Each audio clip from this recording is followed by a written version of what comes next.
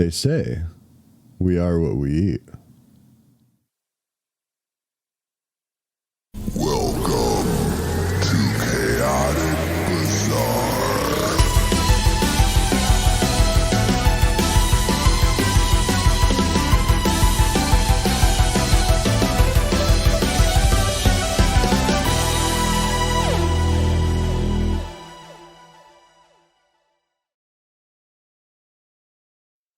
What's happening, Lee? Good afternoon, Jay. How are you this fine Tuesday? A wee bit warmer. It's fantastic outside after the crazy blizzard. And or just flood of ice or ice flood or whatever that weather pattern was called. Yeah. Flash freeze. Well, today our show is going to be on corporate food. Corporate fast food, fast food, food automation, anything that we can tie corporate and food together. Robotic delivery systems, pizza making robots, Pizza drone. training video, Inception. Yeah, so I think I'm going to start us out here first with just kind of taking a look at how so few of corporations own so many of the products that we maybe don't realize are all the same company. Got a nice video here. Take a look at. Our market is totally saturated with products. They've all got different names, different looks, and probably belong to someone else. But is that really true? Well, no, because most of what you find in the supermarket actually belongs to one of 10 companies that dominate the world marketplace. Don't believe it? Then take a look now at 10 companies that produced almost everything that you've got in your cart. Let's go. Number 10, Mars Inc. We all know Mars is kind of the funny thing about this is not many of them have like a product that showcases their actual name. Mars is maybe the closest to it, but like I'm not sure how many young people even know of Mars bars. To me, that's like an older candy bar that isn't really like pushed to the front of candy bars like Snickers and things like that. I see them in the aisles and stuff. Or at the gas station checkout occasionally. Right, but they're not like super hyped up for being the name of like one of the biggest corporations in the world. Do you know what I mean? Right. in the Mars bar. But what else does this food company produce? In fact, not only are they responsible for the production of human food, but also for animal feed and even distribution of plant care products. At first, these things appear like they wouldn't fit well together. However, the success of the company speaks differently. The company operates in 420 locations in 78 countries and has an annual revenue of about 35 billion euros. In Germany, for example, billion euros. That's pretty big. They are responsible for Bounty, Snickers, Twix, and M&M's. But also Pedigree, Royal Canine, Uncle Ben's Rice, Hubba Bubba, and Skittles are all Uncle Ben's. They Bubble gum. Yeah, that's another one I haven't heard in a while. Uncle Ben's. Well, see, they have Snickers, but I was just saying, they hype up Snickers and M&M's way more than Mars bars, and Mars bars is like their titular candy. Well, maybe. I mean, I assume it's like a family name. all trademarks of Mars. I'm sure at one time, like Kellogg's, it was a family name. I don't know if Mars is owned by the Mars family anymore. Maybe. Maybe we could look it up. Number 9. Jamie, look that up. Kellogg's. Founded in 1906 under the name Battle Creek Toasted Cornflake Company by Will Keith Kellogg, the group is one of the largest grain producers in at least 20 countries, especially for breakfast cereal. Also, it was made to curb masturbations. They were allegedly a little out there. A little. Yeah. Kellogg. little commune. You feel a little hot and bothered? Just pour yourself a bowl of Kellogg's and you'll quit thinking about all that stuff. All that crunchiness in your mouth, you won't think about it anymore. At least I have no clue what they were thinking. In 1922, the company was renamed the Kellogg Company, and that led to their success. The first Kellogg's cornflakes were on shelves in 1928, and soon were followed by many other brands such as Special K. Look at all those. The Mars family still controls for over 100 years the Mars company. Still Mars? 100 years. What are their names? We know the Walton people's names. Like, I don't know. Oh, well, I mean, I was on their webpage. You're not going to have that up there. Hold on. That's true. I mean, are you going to put your phone number in the thing? No, I'm not going to put my phone number in the thing. Mars company. If you look at like those expensive wines and whatever, they have the people's names on them and their signatures or whatever on them. Like, so like Rothschild. Well, right, that's different marketing though. These people aren't like putting their portraits on their candy bars. I mean, that would be kind of like an alert to the shareholders. They should keep a closer eye on the family, I would think. We change all their names to Mars. Now it's starting to sound like Kellogg's Commune. And Fruit Loops. Number 8, Kraft Foods. This company provides just about everything that has to do with food. However, in 2015, it was split into 2 independent companies and is probably known to most people in Germany as Mondelez. Do you know everything that the brand produces? Here are... Let's take a look at that. That's a lot of stuff. Stovetop Shake and Bake. Clausen's. Jet Puff. We probably knew Jet Puff because Kraft is on the Planners. AI steaks. AI A1 steak sauce. I need some AI steak sauce. Yes, please. That's steak sauce. Need steak sauce. It's like nanotechnology, so it makes like nanobites that makes like the perfect steak sauce based on the steak that you pour on, and like your palate. So as you're eating it, it's like changing to make the best AI steak sauce. That's a commercial we should probably have later in the episode. It's like, yeah, it's hard to find their names even on the veterinary, or not the veterinary, the business, the Wikipedia page. I can't find them on the veterinary services. I'm not sure if they ever got their vet's licenses or if they were ever in the military. I can't figure out which services. It turns out they have a Veterinary Health International and Veterinary Health North America facets of their company as well. It was like its own Wikipedia entry. Discontinued product lines is a section, but not the name of the Mars family members that are currently running through Berkshire Hathaway and whatever other companies they're using as partners. Are some of the most popular examples. Company has brought us stuff. the delicious drink powder Kappa, Philadelphia cream cheese, and Toblerone. By 2012, they were even producing our favorite spaghetti. But that's only a small part of this massive company that's represented in 155 countries. Mondelez is the 3rd largest food manufacturer in the world, just behind Nestle and PepsiCo. The company has 8 locations in Germany alone. Number 7, PepsiCo. For decades, PepsiCo had a bitter struggle with the Coca-Cola Company. In December 2005, they finally succeeded and overtook Coca-Cola in market value and peak market share for the very first time. And thus, the soft drinks company became known to us with the purchase of a brand Punica. Additionally, boy, do you remember the wars? Do you remember the Coca-Cola Pepsi wars of the 90s that we went through? I'm surprised we survived. Like, either of us are here to tell the tale. Negative Land did a wonderful album called Dyspepsy about it.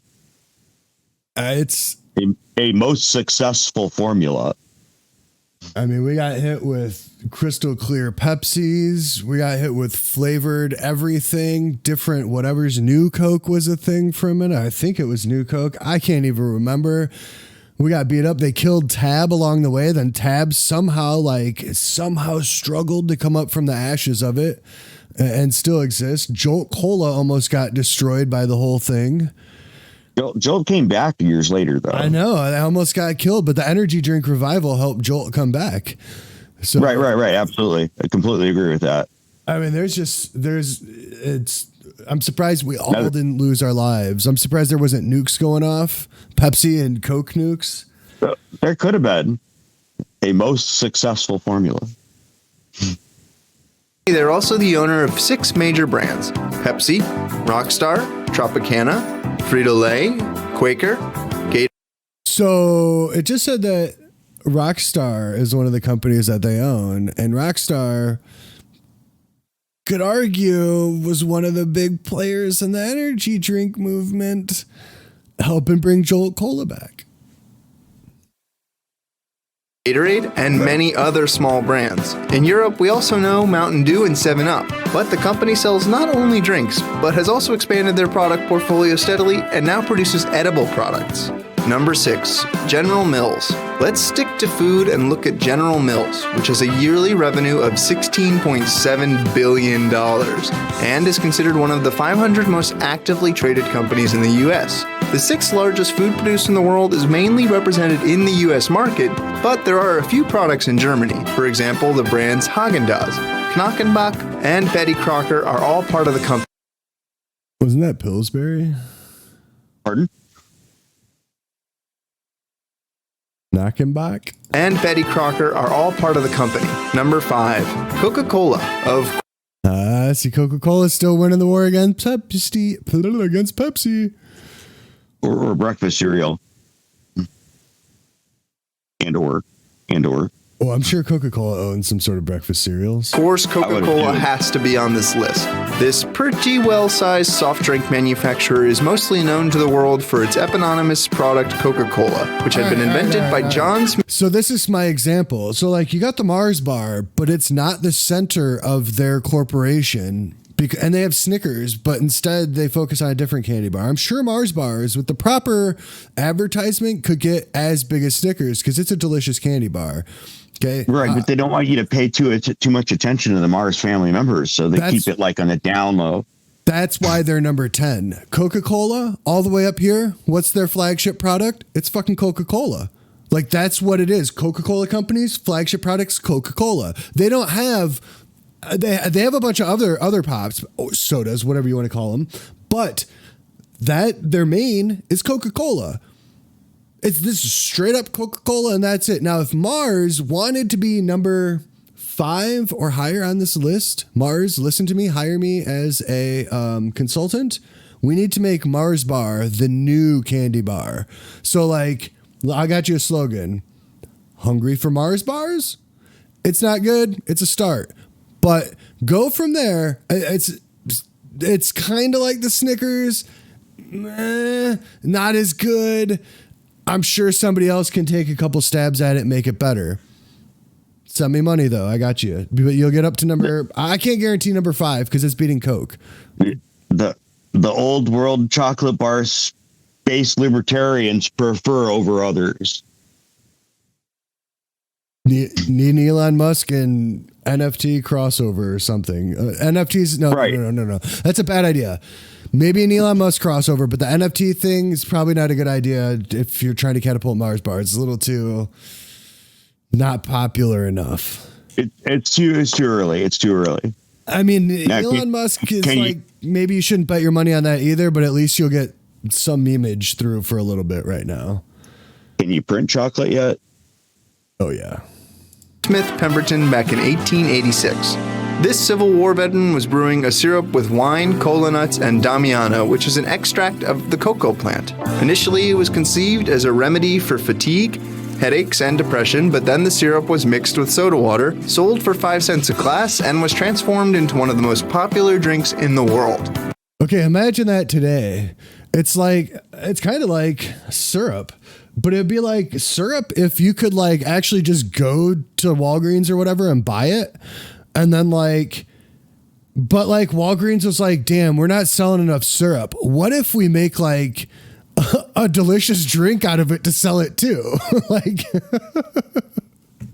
Well, we had to get like a lot more people capable of punching open the like syrup boxes. So like you really had to change how you're presenting that stuff to the public at that point.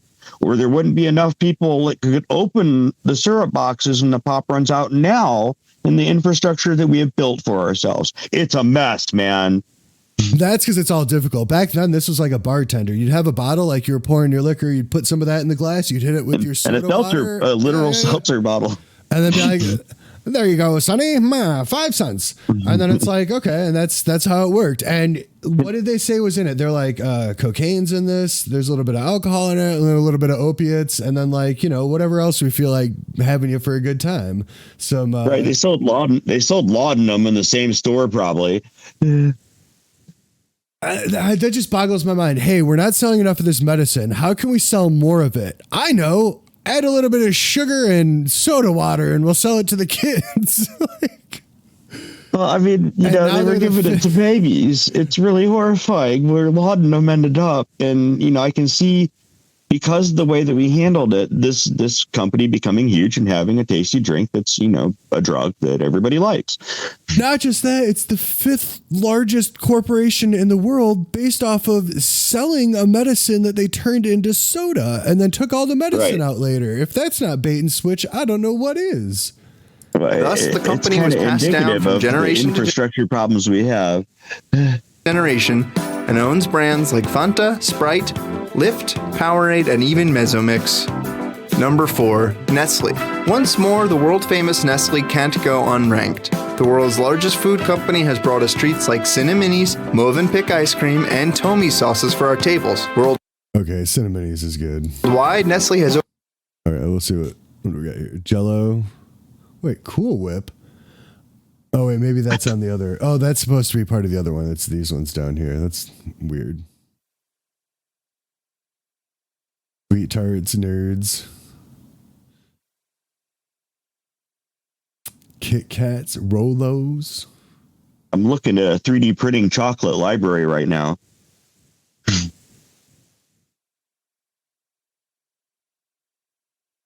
Over 2,000 brands and 6,000 products, some of which are only part of the company by virtue of its name. For example, Nesquik, Nespresso, or even Nescafe. How many brands actually belong to the group is something that most consumers certainly don't realize. However, critics are getting louder and complaining about conditions. For example, Nestle has been put through the ringer lately about their use of genetically modified foods, forced labor, and... Oh my God, dude, their fruit has eyes. Look, they have mouths and eyes. Yeah, that's terrible.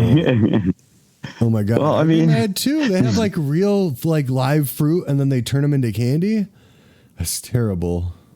Their use of genetically modified foods, forced labor, and unfair trade. Unfortunately, most of the objections to the power of the group are not restricted, and the company continues to grow. Number 3, P&G. The abbreviation P&G may not be as common as Does he even say it's for Procter and Gamble? Coca-Cola and Company, but it's at least just as influential in terms of consumer goods. Over 90 Let's take a look at these. Febreze, Mr. Clean. Mr. Clean's repping for Procter & Gamble. So the big thing I remember about everyone crying about Procter & Gamble, which I'm not saying crying in a bad way, I'm just like complaining about or whatever, not saying that the complaints aren't legit, is that Procter & Gamble was heavily known for their animal testing. And so I knew a bunch of people that were boycotting Procter & Gamble, at least at a time. I don't know if they still do that. This was late 90s, early 2000s. I remember them getting like a lot of guff because of their logo. years, they were forced to change their logo. I don't remember that. Yeah, it was the stars and the moon. It was all too occulty. And so they made Procter and Gamble change. No, this was a huge thing back in the day.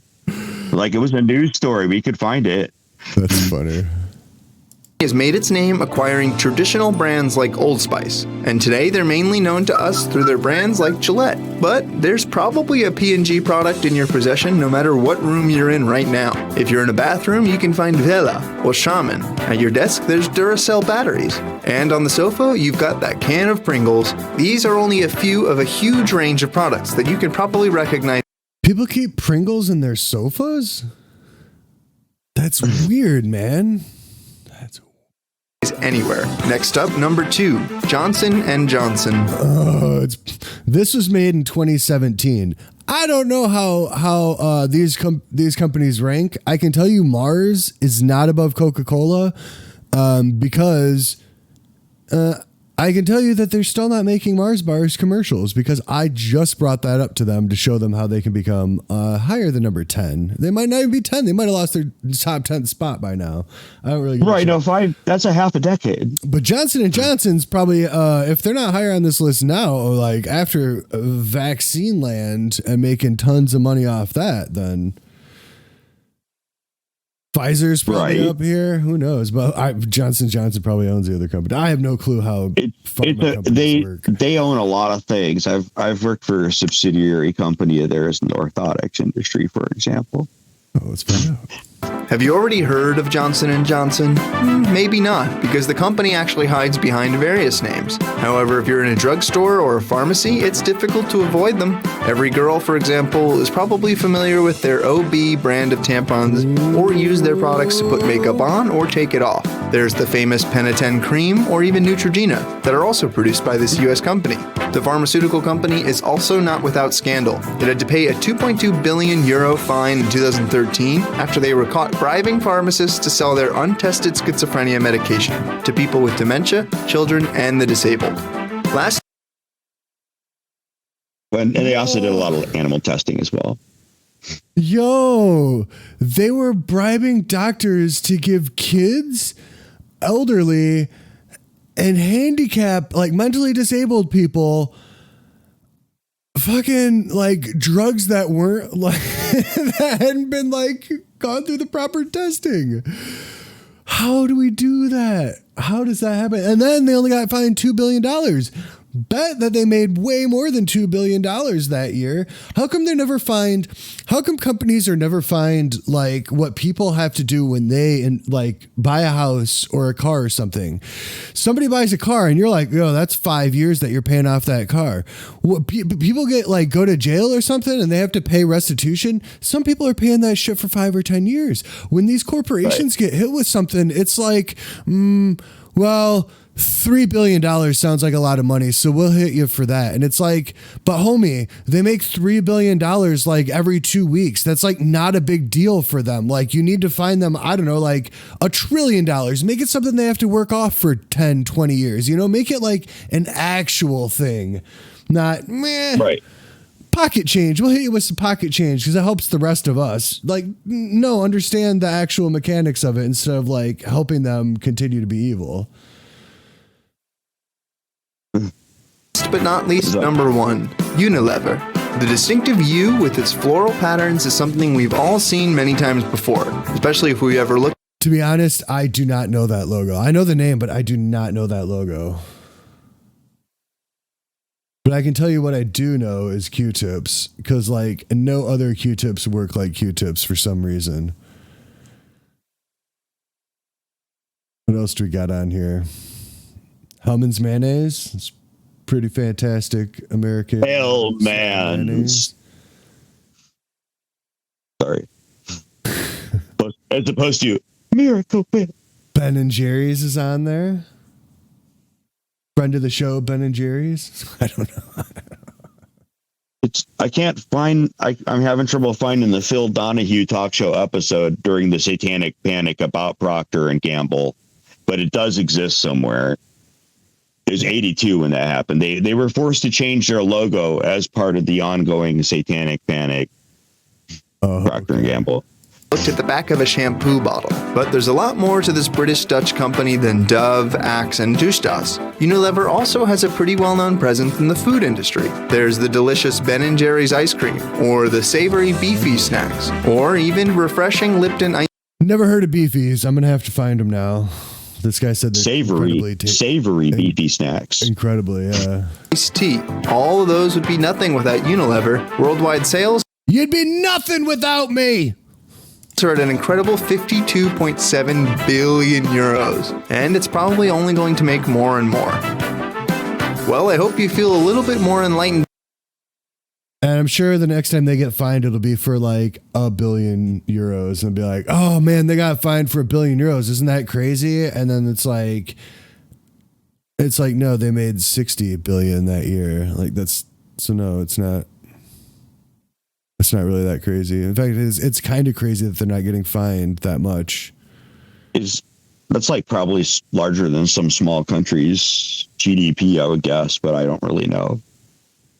I mean, how many kids, elderly and mentally disabled people do you have to do messed up things to, purposefully do messed up things to, like premeditatively do messed up things to, plus bribe doctors to get charged $2 billion, but like then divide that among how many people were involved. Were there hundreds of people involved? Because now it starts being like, well, wait a minute, this isn't very much money per person here involved, per thing involved. And then how many times did this happen? How many doctors did they attempt to solicit but wouldn't take the bait? Do all doctors just take the bait? I mean, it's an interesting question. Not something I'm going to get into, but what we are going to get into is something a little bit more futuristic that we're going to really have to worry about when it comes to corporations and the ownership of all this stuff. But right now, we can just chill and hope for the best. So what do we got, Lee? We're going to be talking about the history and the current year of the pizza robotics, I believe. Is this a hyper food robotics? Let's take a look.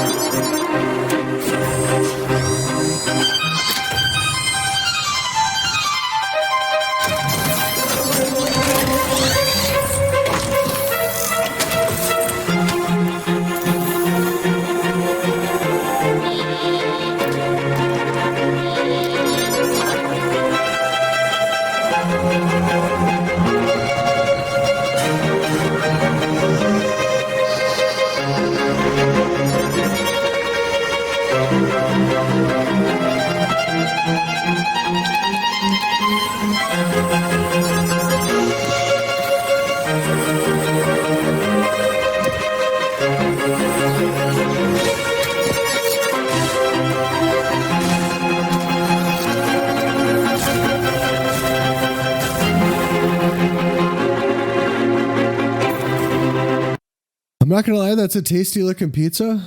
Although I don't know if anyone knows anything about how fake food is when it's advertised, that it's kind of it doesn't really matter what we're seeing. But the only other question before you get too far into your story, Lee, is where's the robot manager for me to complain at? Like, I need to. I'm guessing that's the franchisee, and hopefully they'll find some way to automate that as well.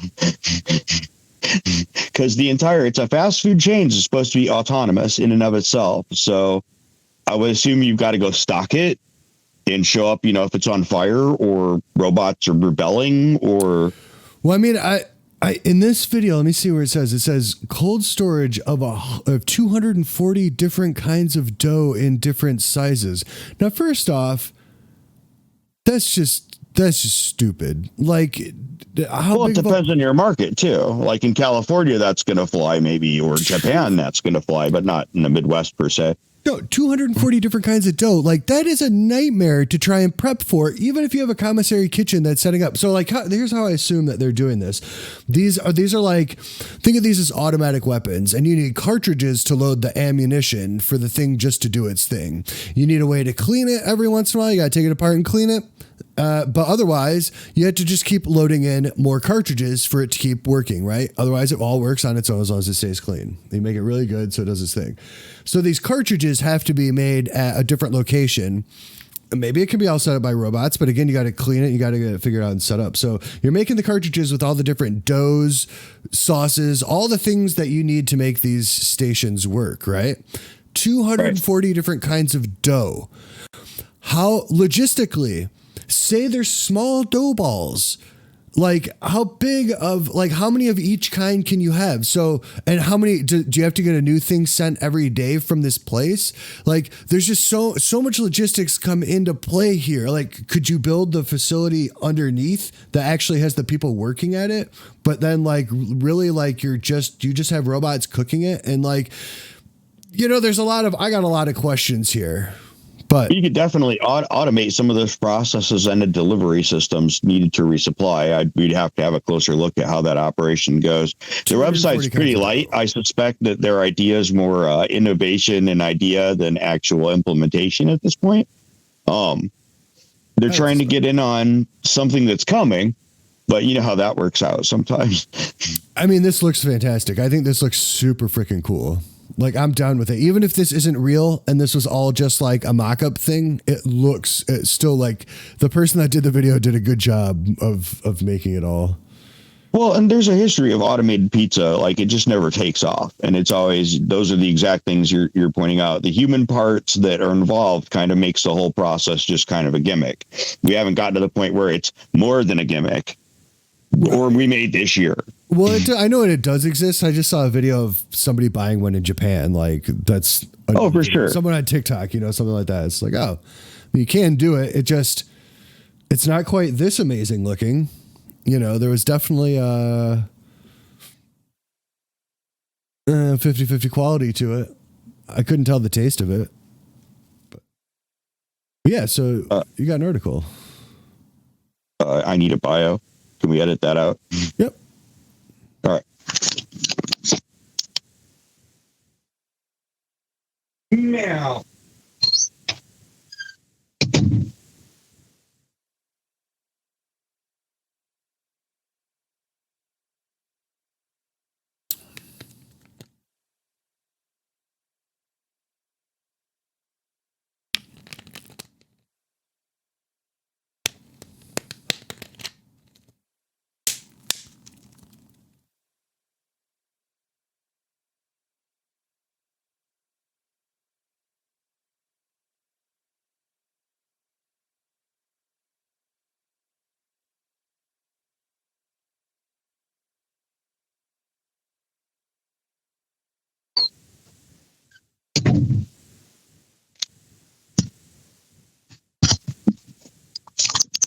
I'm back.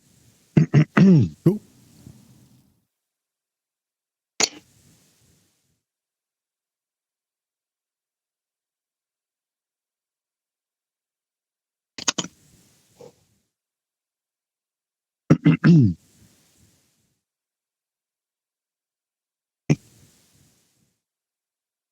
All right. So, according to ZDNet, 2022 will be the year of the pizza making robot. You can edit out the ZDNet if I said I should just keep going. Just keep going. A robot. No, sorry. I was to say, just started again with the 2002 22. Is it fine to say TMZ or ZDNet? Don't say TMZ. No, it's good to say sources always. Okay. All right. According to and this is December 2nd, so it's a recent article. And action. According to a recent article from ZDNet, 2022 will be the year of the pizza making robot. A robot-powered mobile pizzeria is set to launch in Los Angeles in 2022. We've heard this idea before. Pararobot created pizza with mobile delivery, and it ended in disaster. Will this version take off? It just might, and timing could be the key ingredient. Haha. It's often the case that being first to the party isn't advantageous.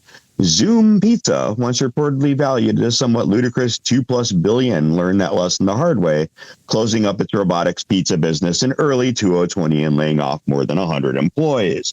So it's like recent history and an ongoing thing going on.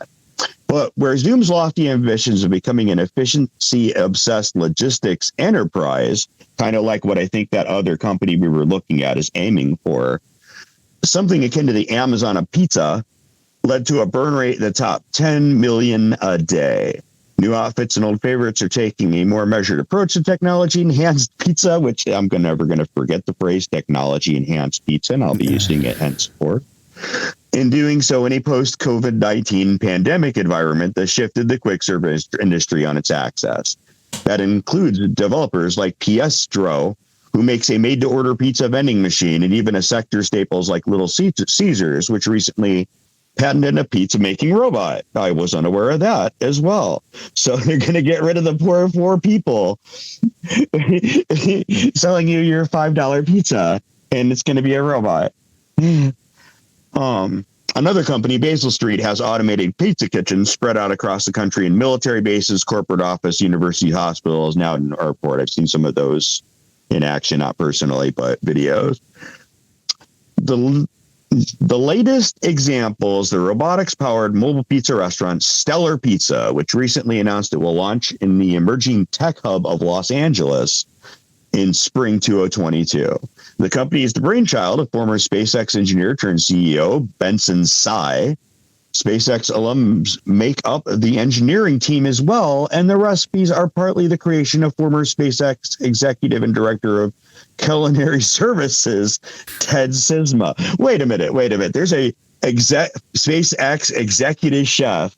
I mean, I guess I should have figured that with billionaires building spacecraft, but I mean, I'm just still, okay. I'm sure SpaceX has a sommelier. I'm sure they have it all, man. Like space bidet,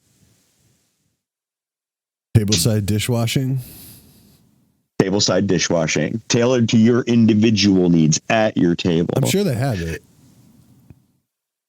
The idea is to use cutting-edge technology and advanced robotics to revolutionize pizza prep and delivery. With its new pizza machine, Stellar Pizza can create a fully baked pizza in under 5 minutes at a production rate of a pizza every 45 seconds. That's pretty cool. I mean, like, party, hit the button. The robot is part of a food truck concept that can deliver a larger quantity of fresh gourmet pizzas more constantly than its brick and mortar counterparts. So that's kind of what Zumo is trying to do. Or Zoom. Developers have been doing backflips and early entrants in the automated food prep space, including the creators of Flippy, the burger making robot, which I haven't had a chance to check out Flippy, the burger making robot yet. Salad making vending machines are becoming a thing.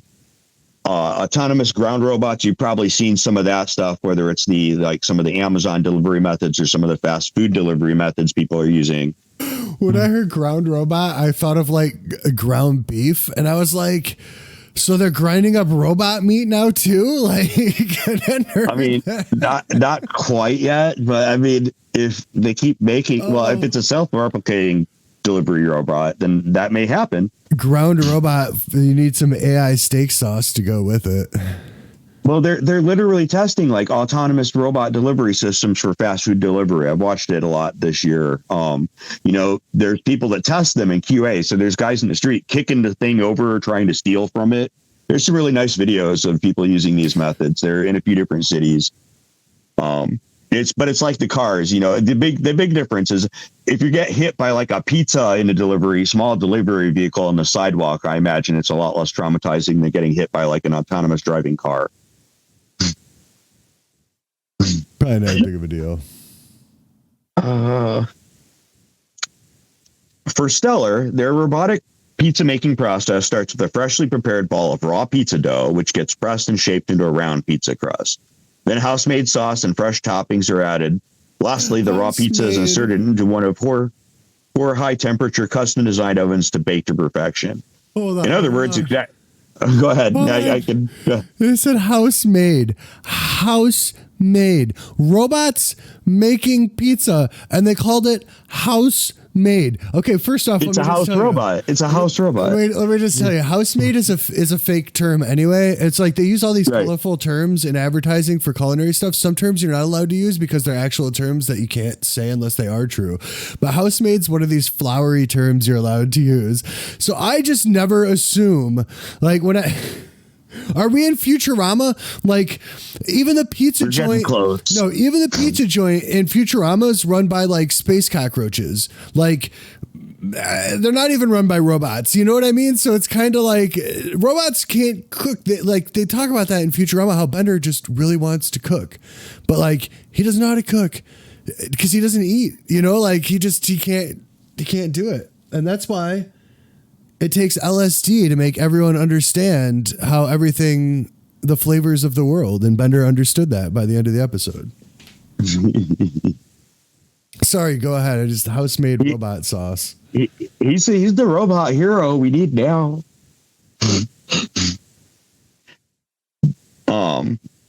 It's exactly how you'd make a pizza if you were a human. A robot just does it. There's nothing particular unsettling or unexpected in the idea of automating a repeatable high output process.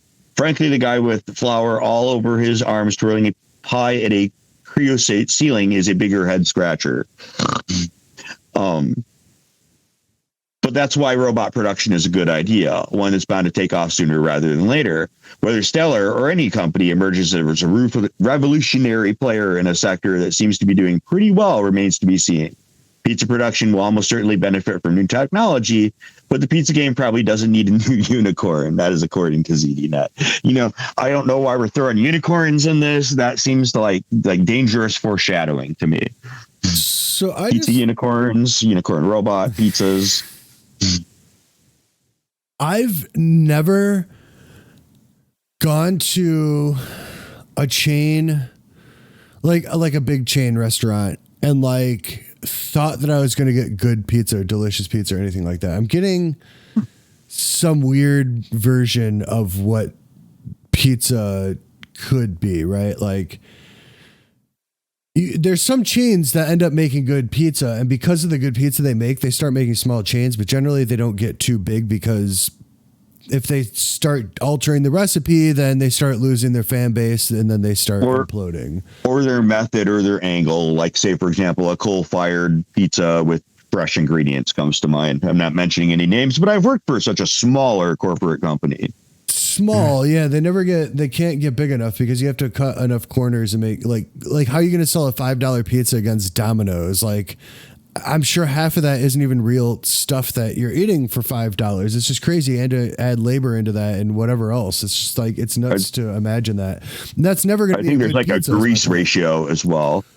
Well, right. You need that in regular pizza. But what I'm saying is it's not going to be good. Like, that's not going to be like what you seek out for. So everyone's setting their goal to like not make a good product is what boggles my mind. You're never going to make a good product this way. Like, it's going to be a fast product. It's going to like hit like somebody's need of being able to eat, but it's not going to like people eating better food, nutritious or flavor. Neither one of those two things are going to get hit.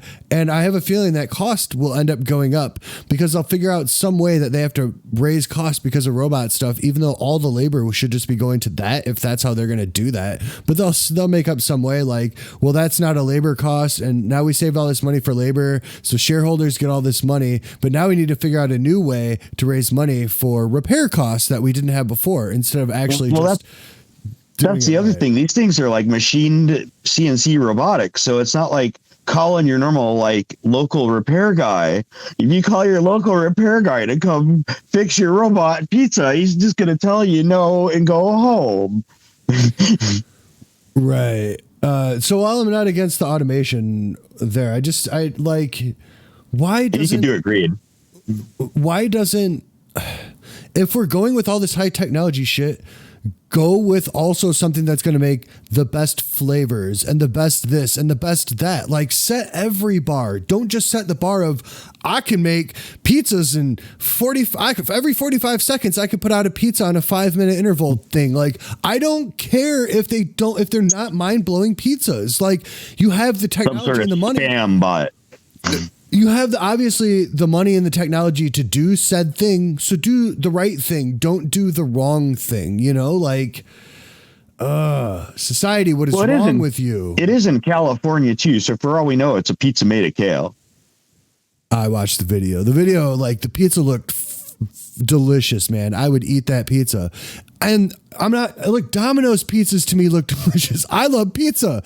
I don't care if it's fast food pizza or not. I'm just saying we could set the bar higher as a society, and the people with money that can do that only do that in their personal lives. And they try to like lower our bars while making money off of that. And it really sucks. And that's really why I see this happening with this pizza. And they're using the terms to sell it that way. House-made robot sauce. Come on. It's not house-made robot sauce. Call it space tomato sauce. I don't care, but call it something else. It's not, you don't have like 80-year-old Italian ladies stirring pots of fresh Roma tomatoes for 8 hours a day. Come on, man. Call it what it is. It's bullshit. It's fine. We'll eat bullshit. We do it all day long. Just start calling it what it is. How do you feel about those McDonald's pizzas? McDonald's has a pizza? Oh, wait. When people take McDonald's products and then turn them into like pizzas? No. The McDonald's had a campaign to roll out pizzas back in the 80s, and there are 3 locations in the United States that still make it. I have not gotten to go have any of them. I believe they are still existing. Ooh, we might have to do a culinary series around the world, because culinary is near and dear to my heart. I was going to go eat them whether I was doing this show or not. So, I mean, I'm going to go get McDonald's pizza. That's actually a nice segue into another fast food joint that probably needs to be talked about here for a minute. This story's a year old, but I'm not sure it's ever changed. This is actually from CBS News, and the headline is "No Tuna DNA in Subway's Tuna, Lawsuit Alleges." So you order a tuna melt from Subway and you're not getting tuna. No tuna involved. No tuna. How do we know? Because we checked a bunch of tuna DNA. We compared it to samples of Subway tuna, and there is no DNA. At least 19 of 20. So we don't care about their tagline. 19 of 20 tuna samples from Subway outlets throughout Southern California contained animal protein, including chicken, pork, or cattle, but no discernible tuna DNA. According to the latest complaint filed on Monday in the U.S. District Court in California. Subway dismisses the claims in the amended suit, the third filed this year, as meritless, and defending its fish as high-quality, wild-caught, 100% tuna. The company's lawyers are in the process of reviewing the claim and plan to file a new motion to dismiss what they called a reckless and improper lawsuit. A federal judge dismissed a revised complaint in October, ruling that the plaintiffs had not shown they bought Subway tuna items based on misrepresentation by the chain. The judge did not comment on the actual ingredients. The complaint filed on Monday includes findings based on DNA tests by the Barber Lab at UCLA's Department of Ecology and Evolutionary Biology. Beyond finding no detectable tuna DNA sequences whatsoever in 19 of the samples, all 20 held detectable sequences of chicken DNA, according to the complaint. 11 samples held pork DNA and 7 held cattle DNA, results that run counter to Subway's marketing claims, it stated. Defendants do not take sufficient measures to control or prevent the known risks of adulteration to its tuna products, according to the filings. They actively perpetuate actions and steps that encourage mixing or allowing non-tuna ingredients to make their way into the tuna products. Subway tuna has been taken to the lab before. A New York Times analysis in July found no amplifiable tuna DNA in its sample, but reasoned that it was processed to the point that equipment might not read the species involved. Dear God, I'm not sure that makes that any better. Inside Edition did not find tuna in tuna samples from 3 Subway locations. Subway has been defending its tuna in the court of public opinion since early this year, even launching a website devoted to refuting any concerns about its tuna. The suit isn't the first legal dispute that raised questions about Subway's product. Ireland's Supreme Court last year ruled that the bread Subway uses in its sandwiches could not legally be called bread in that country because of its high sugar content. And the I remember that happening. And then the U.S. 2017, an appeals court threw out a class action lawsuit settlement over claims that the overclaims the chain's foot-long subs were an inch shy of the length advertised. Well, I'm just going to say, if you're going to say it's a foot long, it needs to be a foot long. Otherwise, you can't say that. And you should be sued for false advertisement. So that's stupid that got thrown out. You could just do 11-inch subs. That's not a big deal. Or make foot long subs. No, it's kind of an icky precedent for measurements and things, isn't it? From a court standpoint. Another thing to pick out, like, okay, where is it here? And I'm going to I know I read it right here. High quality, wild caught, 100% tuna. If that's the case, then why are we fucking mashing it up and mixing it with a bunch of bullshit until it's so undiscernible from tuna that science can't even tell that there's tuna DNA in it? You're ruining you're ruining a beautiful cut of meat. If that's the case, you're ruining. If that meat's involved at all. More likely, they're taking the bones, the cartilage, and all the skin and scales and all that shit, and they're making a flavor extract from that. And they're adding that to get the tuna flavor and adding that with whatever chemicals to whatever other meat that they're using, cheap white fish bullshit that they can throw in there and mix with it. Plus, obviously, chicken, pork, and cattle DNA. It's not even, they're not even saying it's like, chicken, pork, and beef.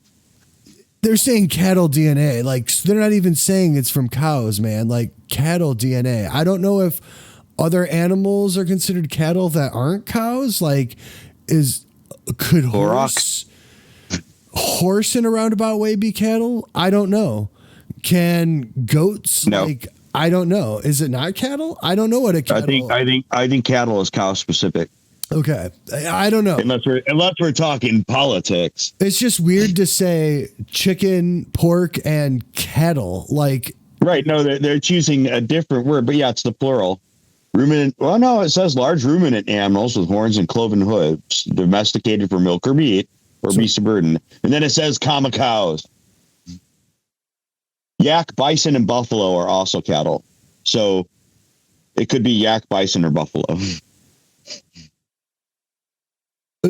But is that like 100% the scientific, or is that like, okay, are we just getting closer to a definition, and are they skirting it? And that's why they're using that. So goats are thrown in there and horses are thrown in there and all that other shit is thrown in there. Right. And that depends. But according to the way the word has been used, they're throwing all sorts of stuff in there. Because I know in the past that horse has been used. Taurine cattle, Eurasian cattle, or European cattle is where the word comes from. I know companies got in trouble for using horse in like pepperoni. And so obviously, and it was like mixed pork, cow, pepperoni, and probably even chicken that they were using to make that pepperoni, all the parts, whatever they needed to. Horse pepperoni? Yeah, I'm not going to say which company it was because I'm not exactly sure, but I know one of the frozen pizza companies might have gotten in trouble, or at least there was some sort of questioning that there was horse meat getting into their pepperonis several years ago. It's commonly used in other parts of the world as the ingredient in pepperoni. And from what I understand, it's a delicacy in some places, but like, you know,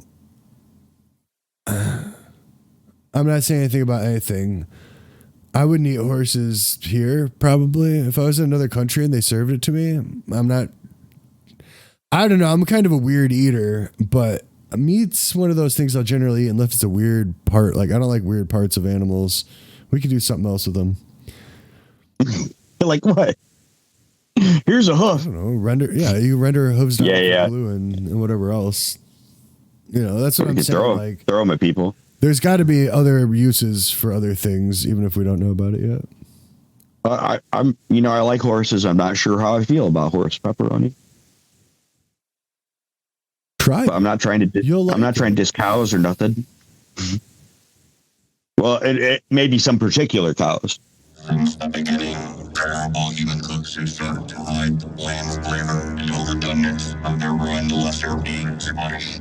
Now, the war of dominance is over, machinery has obliterated the kitchen battlefield, transforming the once pure human chef into a broken relic of the past. Advanced sauce nanobots detect the self-replicate to coat your electrochemical taste buds in all the gourmet flavors, as well as break down the food into a delectable mix. AI steak sauce. TI 100 times better than its competitors. Still 100% illegal in France. And cybernetically delicious. So I've worked in corporate food in various ways in different corporate sectors, and I've worked in the service industry a bit. And years ago, while I was working in a restaurant, I didn't want to be in a training video, yet I inadvertently ended up, by the end of it, being in 5 different shots, including a voiceover clip for an unfortunately not very loquacious dishwasher. Let's take a look. Let's take a look.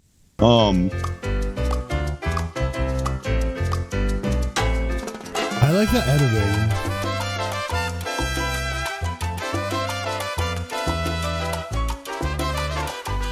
Hola, I'm Dean Goodwin. And I'm Bob Kill. Welcome to Hacienda Mexican Restaurants.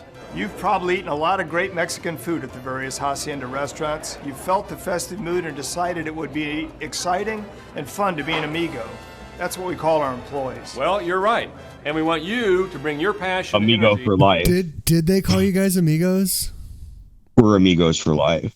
No, like on your name tag or whatever, instead of being No. crew member, It would be called your amigo name tag, but like you would have a different name on your name tag. Oh, so it'd still be like server or team leader or whatever, and your name. Well, not even that. But if you were the apasionado, a passion for service winners of that year's contest, for example, yours truly, I was the apasionado busboy winner several times.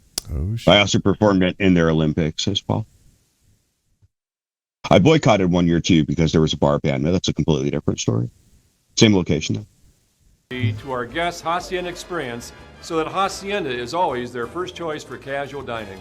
You're joining an organization that has thrived by creating a fiesta experience for our guests from the very beginning when that first Hacienda opened in 1978 at the 100 Center in Mishawaka, Indiana. You know what? I did not realize that was the original location. They were only part of the original building. That's amazing. When they started, now of course they have the entire. It's the brewery owner's house is what it originally was at the original brewery in that location at the 100 Center, which is a nice historic location. We have several restaurants throughout Indiana and Michigan, and we're still growing. In fact, we operate some of the largest I've been to volume one of Mexican those. restaurants in the nation today. So how do we get here? Very simple. We have a clear mission to provide a dining experience that exceeds guest expectations. These guest expectations on every and we visit. have 2 clear strategies that make this happen. The first is our apasionado strategy. Our apasionado strategy is having a passion for serving affordable, great food and drinks. A Apasionado. passion It's for all right. providing Hold unique on. guest. That sounds Italian to me. I mean, granted they're both Latin-based languages, so who am I? But apasionado. It sounds like something that those ladies that are stirring the Roma tomatoes for the robots making their house sauce would say. Robot Roma tomato paste. It sounds like a type of pasta or something. Apasionado. Apasionado. I know it probably means like passion. Yes, it does. In fact, mean a passion for great service, for great food, and guest obsessed service. Which kind of sounds creepy. And a passion for executing the Hacienda operating system with consistent excellence. The second strategy is doing what is best for the guest. And supporting our strategies is a set of core values that we all share. Values instilled in all of our amigos. I can tell you the core values. The first one, we're enthusiastic servant leaders, which means never saying it's not my job. We operate our business and our personal lives with integrity, doing the right thing right. Is that you?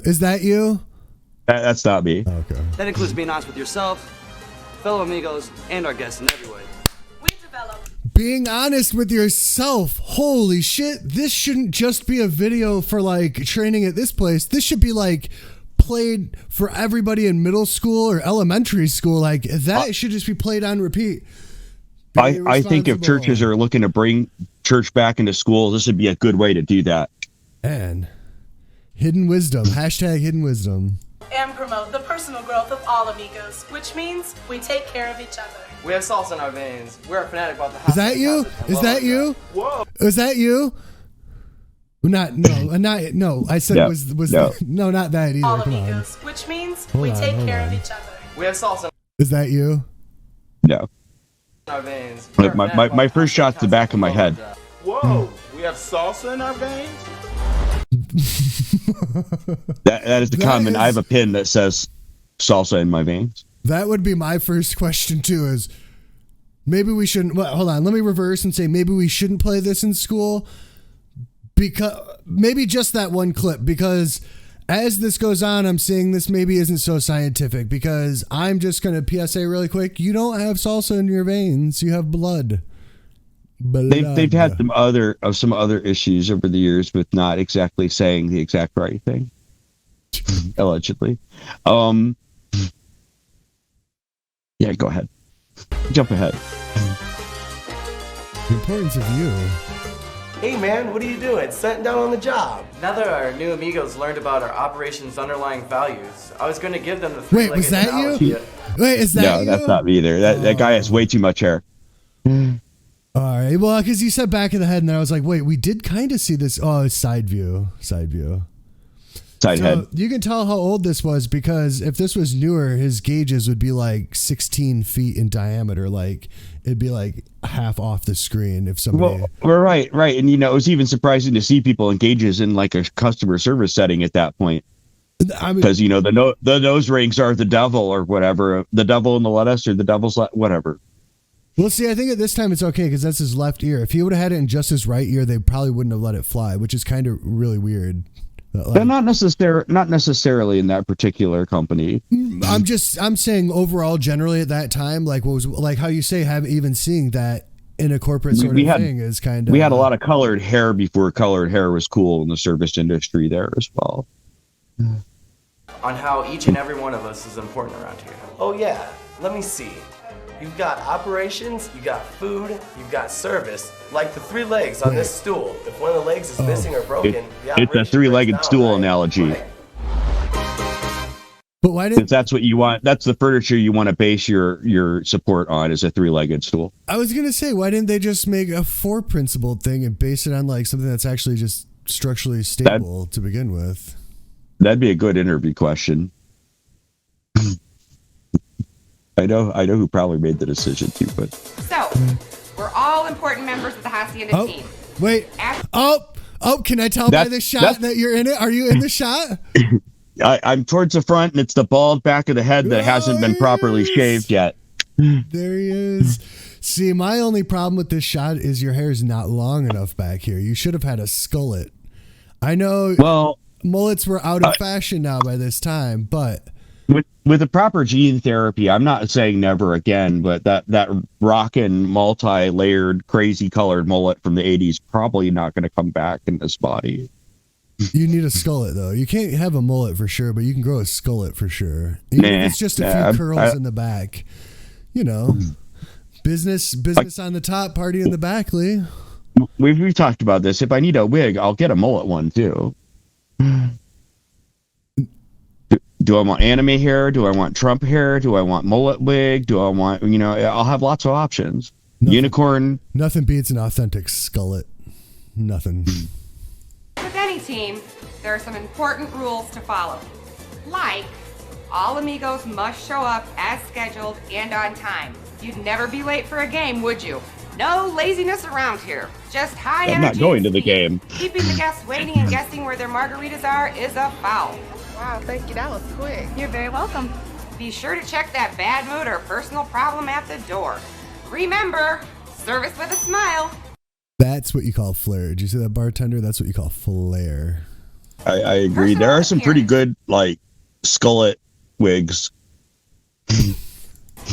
Every team has guidelines, and so does Hacienda. Like for the front of the house, you gotta look neat, appealing to the guests, which may not jive with what you think looks good. You gotta look neat. That's why we're gonna throw these whack ass shirts on you that just are the most I almost brought up that. This is the shirts. There was a time at the Hacienda Corporation where they had some shirt issues. It's like if I was like, hold on, I need to dress conservative today, Lee. I'm gonna put on this hoodie to make sure I look like I have a nice, neat conservative shirt on. I think if everybody would have been wearing the shirt you're wearing instead of the shirts they were wearing, it would have been still a better situation than whatever we were dealing with at that point. And those aren't even the worst ones. There was another version that was even worse than that before they went back to good old-fashioned T-shirts like, you should have in a restaurant. However, I would wear one of those shirts right now because I can make that happen. That is straight up 90s. Hook me up with one. That shirt right there. And if I'm sure there's probably 3 or 4 in this house and 2 in storage. If they have an 80s version where they're more like pastel-y pinks and blues, but they were like royally colored red and blue shirts, and they were very silky before that. So this is the intermediate range until they got to the normal advanced T-shirt of a normal modern restaurant. Out of here. I'll change. Just let me work here. He's wearing the same shit. We look like a team. And safety and cleanliness are far more important than fashion. And those are the rules of the Amigos team. So Amigos don't have to wear sombreros. So we're only culturally appropriating some things and not others. The sombreros are for customer birthdays. Oh, true. As are the piñatas. They carry both. There, I'm Trudy. Sweet as a chocolate mountain mudslide, my favorite Hacienda dessert. I'm one of the friendly hosts at Hacienda Mexican restaurants. The Hacienda host kicks off the guest fiesta experience by opening the door I'll be seating and a table here. with a warm smile, saying Buenos Dias or welcome to Hacienda. Ah, there he is. That was you, wasn't it? Was I sitting at table? Saying Buenos Dias. That's you. That's you. That's definitely you. That's a young Lee right there. I can tell that's you. That's the same guy's hair. You're carrying some menus to the table. Napkins and 4 menus. Your server will be right with you, ma'am. Hacienda. Have a seat right here. Yeah, that's my voice. Remember, Hacienda is a fun family restaurant, and it's important to make the kids feel special, like giving them crayons. Buenos dias. Thank you for calling the 100 Center Hacienda. This is Whitney. In addition to What did she just say? I think she said welcome. You'll answer the phone, Good always day. with Buenos Dias or another friendly Spanish greeting. Buenos. You'll also Buenos handle dias, fiesta okay. to-go Good day. orders like chips and salsa and gift certificate sales. Why Maintain doesn't the he have foyer to and the wear one of hostess those area, awesome and don't shirts? forget the restrooms. He's a manager. To the restaurant, sparkling, clean, Well, if he's the manager, his shirt should be super version of that. It should be like even more whatever that style is. Like instead of it just trying to look like it's a bunch of 3D bullshit like mixed in together, like it should literally be popping off his shirt. Like some of those triangles should be like literally coming off a little bit. Like embroidered, like those should be embroidered so it's like got a nice texture. Like, like the $300 version of the $10 shirt. image. Be sure to finish off the guest fiesta experience with a warm send-off. Hey girlfriend, it's Shelly coming at ya. I'm a server extraordinaire at Hacienda. Timing is everything here, from having your table ready for the next group to quick and efficient service.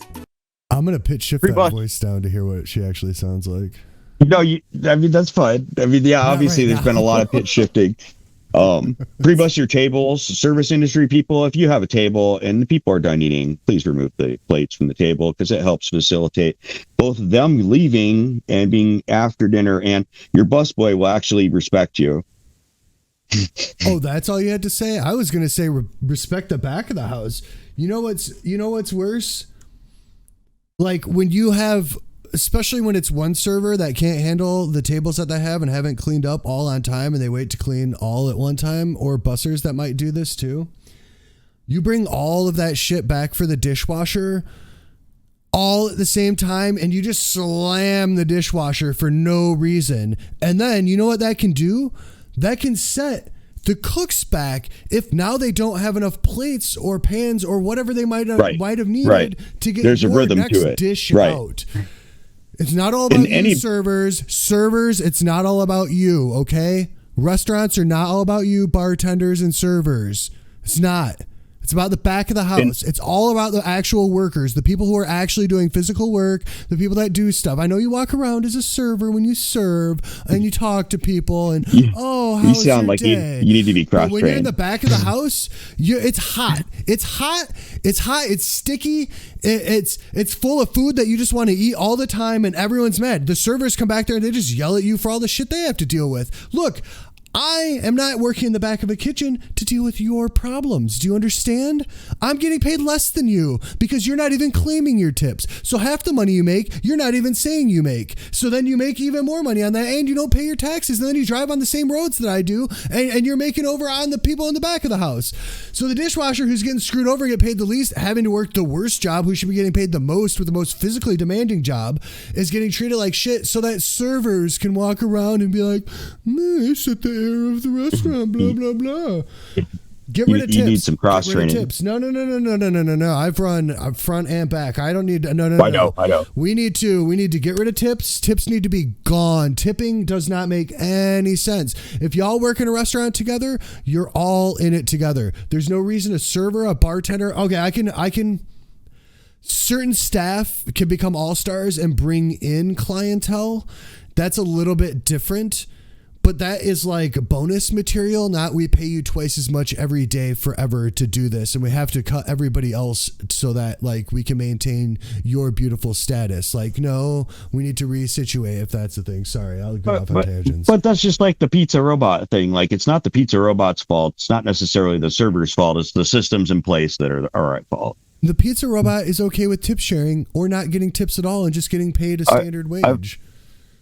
I've had a lot of good experiences with servers that aren't like that. No, I'm not saying servers. I'm not saying individually is bad. I'm talking about the profession. You know, it's like all cops are bastards. It's like all servers are bastards. It's not the servers themselves, and they're not even. Well, the thing is, hold on. Cooks could even say the same thing. The cooks when you're on that line and it gets hot, you're going to throw a plate where you wouldn't throw a plate anywhere else in the world. But generally, every time I've seen that, it's not something because of what they're directly dealing with. It's something that somebody else is bringing to them and adding onto their plate, so that pushes them over the edge. Because the cooks and the cooks, at least the dishwashers, generally, while it matters to get plates too, you can have enough plates so that you don't have to deal with said thing depending on your infrastructure, right? But the thing is, like, could be managerial cooks, as well. Cooks have to get food out as quick as they can and as flawlessly as they can, right? So the server can mess this up by not getting the orders in and all this stuff. So like the cooks are the ones that have the general reason most to get angry about things, besides which I don't like to see, because I think the owners. It's also hot. It's a high pressure manufacturing environment, as opposed to a server gets to move and flit from thing to thing, so they get little micro breaks. As opposed to if you're in the middle of a dinner rush and a cook, you're fucked. You're only as good as the end of any part, including the servers, whether they're picking their shit up or not, or being a dick or messing things up. And then I agree with all that. They get paid the least, and then they have the least way of being able to make up for that. Like I said, I'm not sure that's the case in the pandemic anymore. Well, you can walk in and make $15 an hour if you want a restaurant job right now here in town. Yeah, but they've already doubled the cost of the food, so that's already like. They're already making out on the people by paying them $15. Like, hey, it's like Five Guys.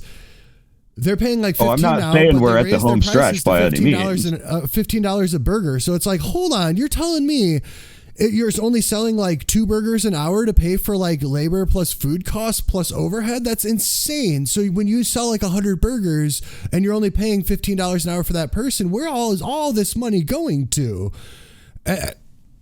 Again, I think we need to work out way different pay structures, but this isn't that episode. Girl, you know you like to be listened to. So it's important to really listen to the guest and customize the experience. Is this a business lunch, so folks are in a hurry? Or celebration, so they've got time to enjoy a leisurely get-together? Celebration? One of two party rooms. Deserves the full enchilada. Oh my God.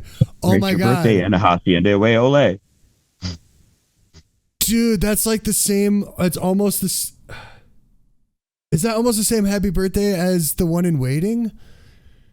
Yeah, I mean, like pretty much most people are doing it the double time now. Well, I know because you can't. Well, you're not allowed to do the. Well, I better not even say it. Right. That'll be the one that gets us. Right. Yeah. So weird.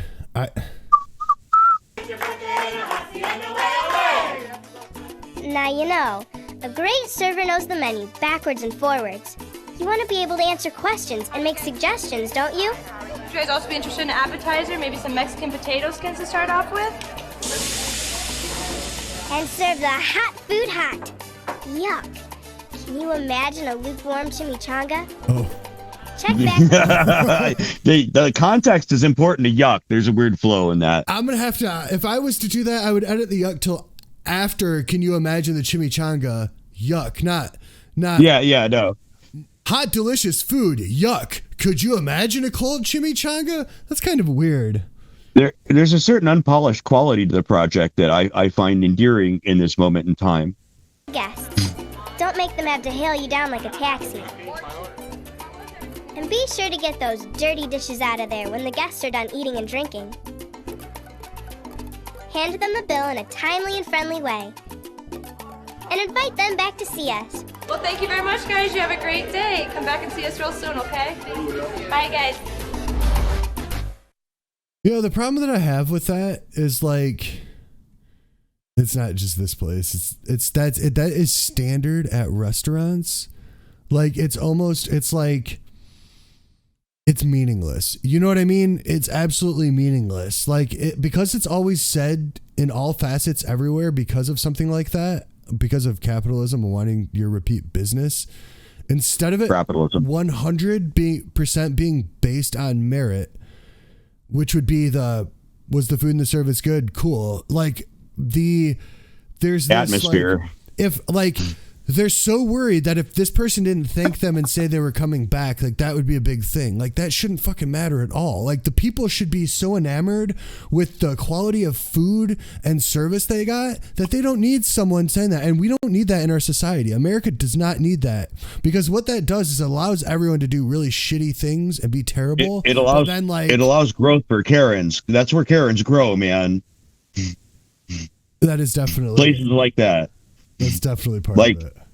That socio-political construct we've created for them incubates them because of that customer service thing you're talking about. And then we end up with very entitled, obnoxious customers, which just acerbates the whole situation. Another thing I'd like to point out during this pandemic, that's kind of shifted a bit. Like when you suddenly aren't worried about the restaurant job you have, it really changes your behavior according to what I've seen on YouTube a bit and how you're dealing with problem customers. I'm not saying we shouldn't have been able to be mean to them the whole time. I was going to say, man, I've seen customers straight up trying to fight people at restaurants now over this. I don't that too. No, there's two ends of it, but I've seen the employees react a little differently than before pandemic too, I guess is my point. Like, yeah, we both got our cameras going. Yep, let's see who wins this one. That's kind of where we're at suddenly.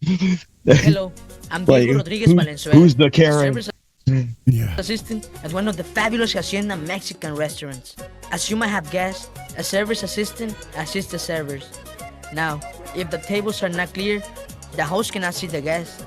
The guests will leave. The servers cannot serve. The cooks cannot cook if they have no one to cook for. The whole operation breaks down, and you don't get paid. So, clear the tables quickly. And you don't get paid. Why do they only say that to the busboy? right? Like so much of that is not the people's fault that are working there. It's like the people at the top's fault if these things don't come together, but they place all of that on the dude sweeping under the booth. Well, and I can't imagine a moment where they would have put me in a position where I would have thought I wouldn't be paid, so I just find that kind of funny. Yeah, At no. the station, all right, I'm out. Plenty of rice, glassware, chips, and salsa. Hold on, can I make that same noise? It's like glassware.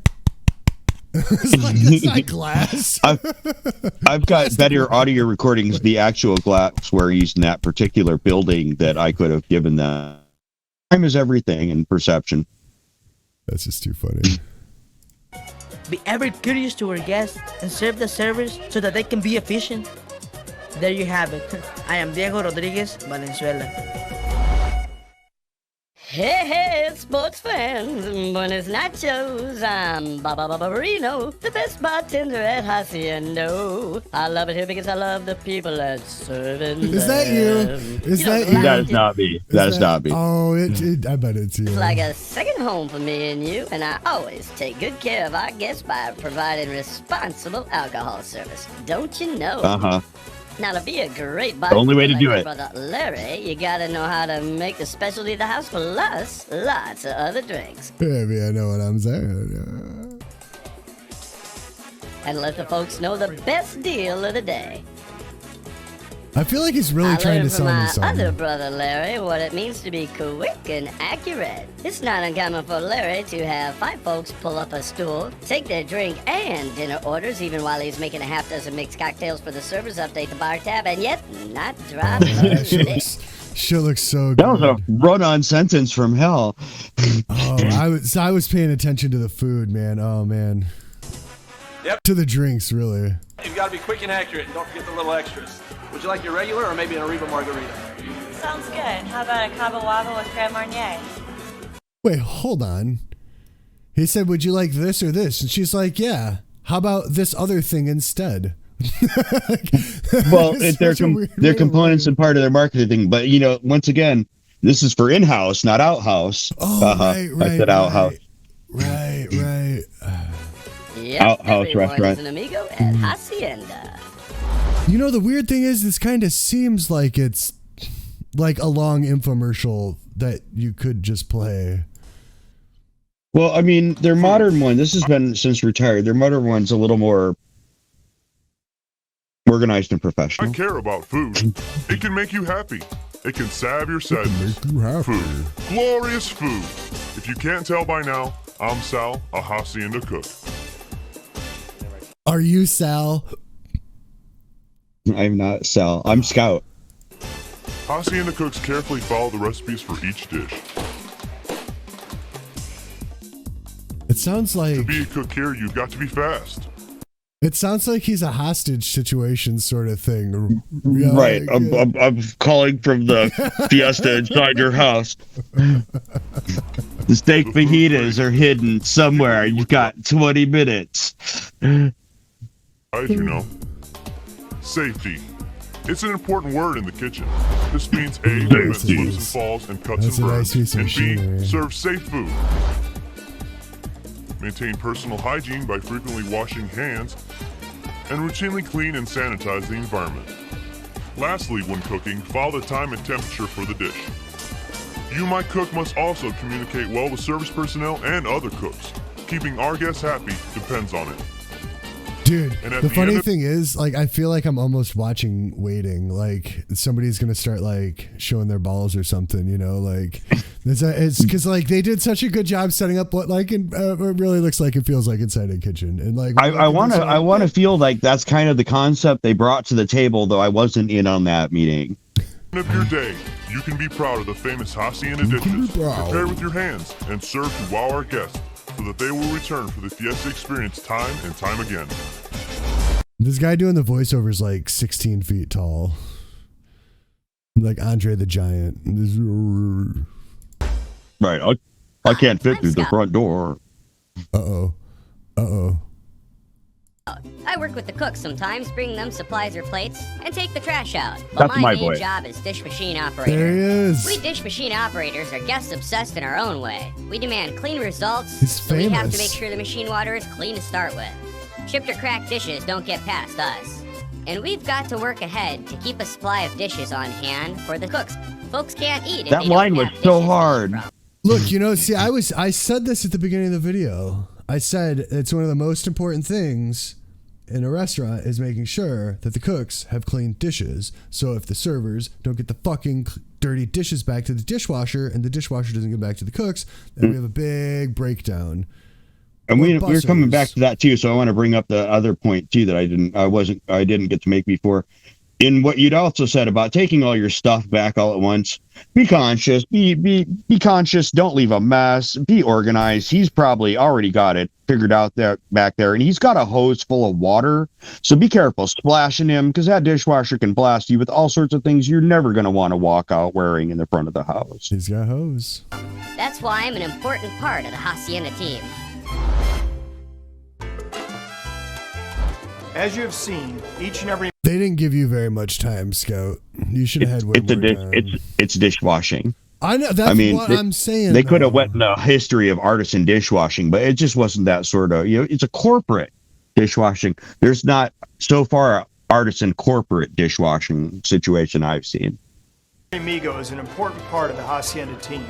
Hacienda Mexican restaurants are successful because we all work hard together.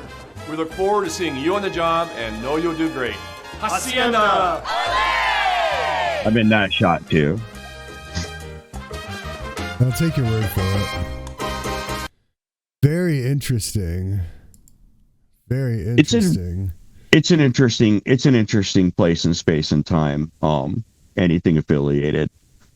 So I ended up coming back to the industry into that particular chain later in time, and I had the ironic situation of setting up with a manager I hadn't worked with, a staff I've never worked with. And, I was allowed to wear a legacy shirt. So I, showed up to my first day wearing like a shirt from like 96 or something. This would be about a decade ago. And, you'd think all these things would make you fit in, but it was kind of the opposite problem. It created a lot of awkward moments. So I'm sitting there in my kind of pushed back on, now you really worked in the company in 1996 shirt or whatever. And now we're watching a training video, and there I am. We're watching the training video with me in it. So, I realized that I'm not in it at first, but then, I'd talked about it before. And so now as we get to the shots that I'm actually in and I'm parroting lines from the video I was in, they're kind of looking at me, and it was just a very awkward restaurant service industry Inception moment.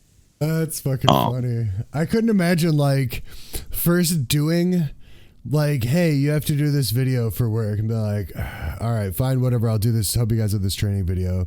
Right. They talked me into it. I was dead set against being involved in the first place. I'm like, keep me out of your stupid training video.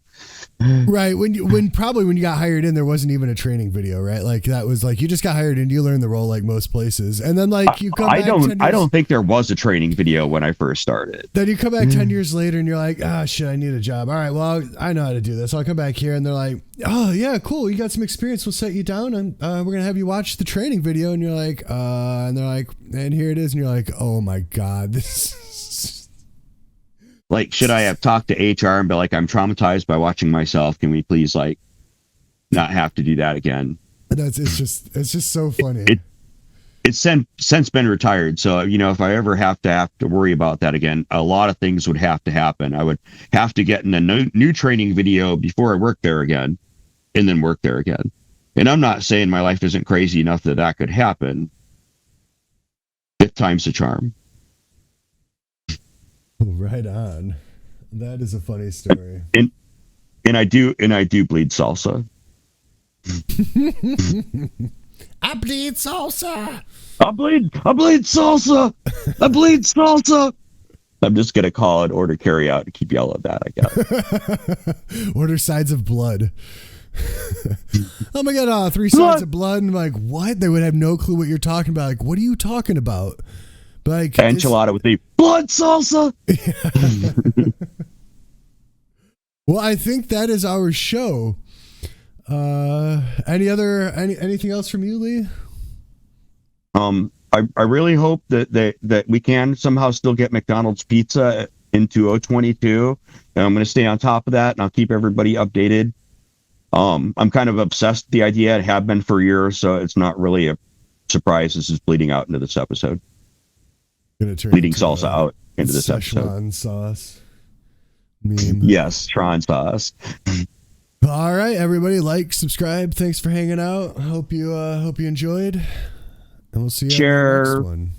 Poke. No, don't poke. Don't poke. People get mad when you poke. We don't have a poke. But do we have a poke? Can we poke from within?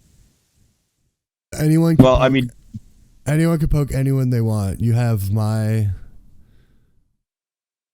I mean, I don't have any authority, so it doesn't matter. Just poke. Do whatever the fuck you want to do. Just poke or whatever. Poke out.